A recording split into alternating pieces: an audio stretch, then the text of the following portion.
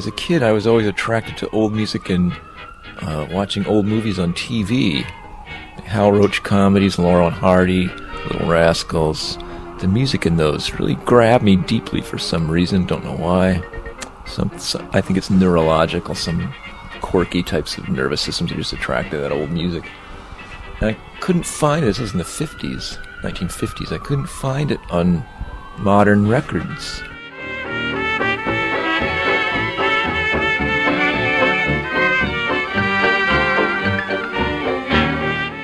I was collecting comics, and I used to look in junk stores and secondhand stores for comics, and I noticed there were 78s there. So one day I brought these 78s home, and I had, in those days all record players had 78 speed and everything.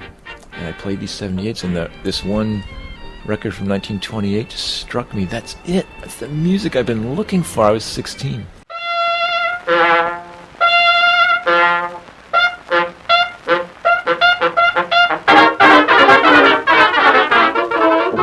This is 1959, 60, 61, in that period. This is my last few years of high school is when I really got into it, collecting these old records. First I was really fixated on this old dance band music and then kind of branched into jazz.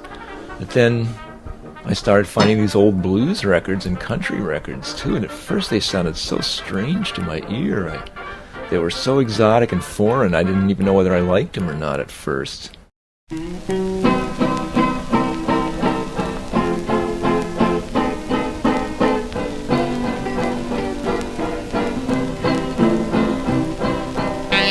I know they're gonna write to me when they get across the sea every chance. When that Washington lands in France, I say, hold now, sugar baby.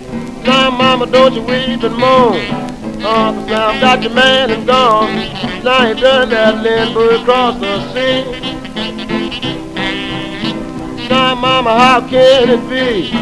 You went way across the sea. Keep from doing that Lindbergh with me. Oh, babe, now I done told you. If I had my uniform on, I could lend it show as you from. Then I'd do that Lindbergh across the sea. I knew Janis Joplin and a few other people were involved in it, not very well. And I tried. I went to the clubs. I tried to like it. I went to the ballrooms, the Avalon, the Fillmore and stuff. It just put me to sleep. This noodling, endless psychedelic guitar solos and stuff was just a big yawn to me. It was terrible. Those guys were terrible. And a lot of them had come out of the folk-nick scene. Janis Joplin. Later I heard these tapes that she made in Texas in the earlier 60s where she's singing hillbilly music with the old-time country-style bands, and she was great.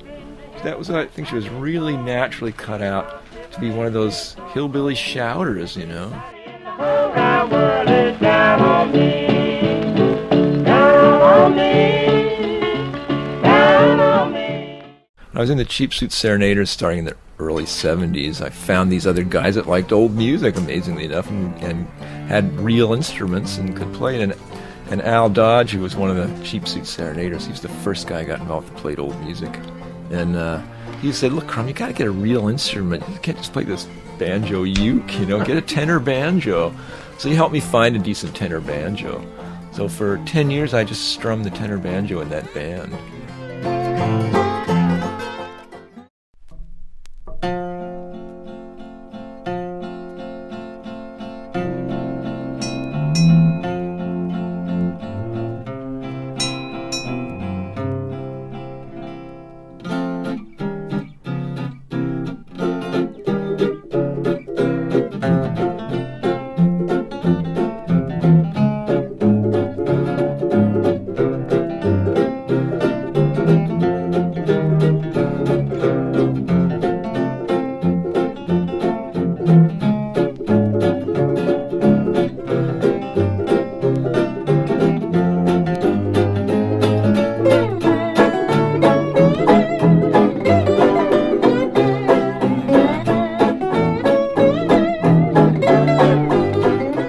In the 70s, 80s, I gradually got into playing the mandolin. I got a cheap mandolin, a Wabash mandolin. I love Elmer Byrd stuff. I love that really simple, it's beautiful style, man. I aspire to that, just really plain, straightforward mandolin style of Elmer Byrd.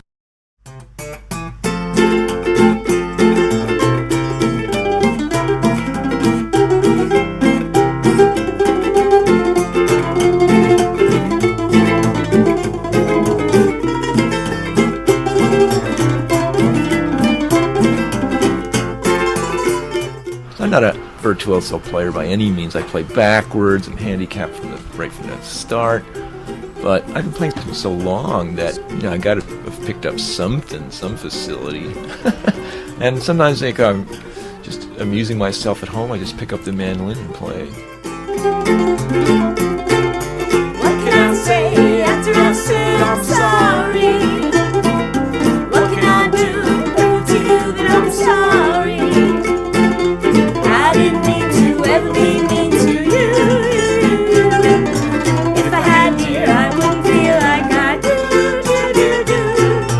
I was all wrong, right or wrong, I don't blame you. Why should I take somebody like you and shame you? Well, I know that I made you cry, and I'm so sorry, dear. So what can I say after I say I'm sorry? What can I say after I said I'm sorry?